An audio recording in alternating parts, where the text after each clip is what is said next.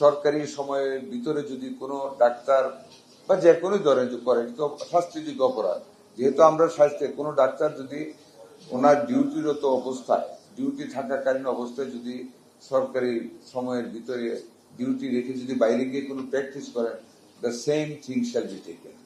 আমরা এবার লাইসেন্স স্থগিত করে দেব যাতে করে আর প্র্যাকটিসটা করতে পারে। তবে আমি আশা করব না যে আমাদের দেশের মানুষ এই ধরনের শাস্তি পাক। আশা করব একটা থেকে সবাই যেন শিক্ষা নিয়ে যেন এই কাজটা না করেন, যাতে ডিউটিকে ফাঁকি দিয়ে ব্যক্তি স্বার্থে যেন বাইরে না যান। আমরা অনুরোধ করবো, আপনারা সবকে অনুরোধ করেন।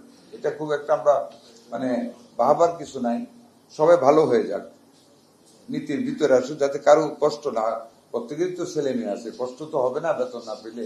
এই জিনিসটা যেন আর কারো ভাগ্যে না হয়, সবাই যেন সাবধান হয়ে এটি অনুরোধ করবেন। এই মেসেজটা আমি আপনাদেরকে খুব সবিনয় অনুরোধ করব বহুল প্রচারিত করার জন্য, কারণ it will be threat for others. এটা কিন্তু কম পানিশমেন্ট নয়। উপজেলার স্বাস্থ্য লেভেলে আমাদের অ্যাটেন্ডেন্স বেড়েছে, মেডিসিনের সাপ্লাই প্রত্যেক ইয়ারে সরকার থেকে ফান্ড দেওয়া হয়, আমরা দেখেছি। ওষুধ দিচ্ছে, যেখানে ইরেগুলারিটিস আছে ওগুলি বন্ধ করার জন্য যে আমরা দেখেন অ্যাকশনে যাচ্ছি। এরকম একটা হয়তো অ্যাটেন্ডেন্স ধরছে, আরেকখানে গিয়ে একদিন স্টোর ধরবো, আমরা গোয়েন্দাদের লাগিয়েছি। এখন উই আর ট্রাইং। আমি মুদ্রা করতে একটা আমরা চেষ্টা করছি। নার্সের সংখ্যা কম, অন্যান্য টেকনিশিয়ানের সংখ্যা কম। আমাদের ৭৪,০০০ পোস্ট বর্তমানে খালি আছে। আমরা আরো ১ লক্ষ নিয়োগ করতে যাচ্ছি ক্যাটেগরি করে।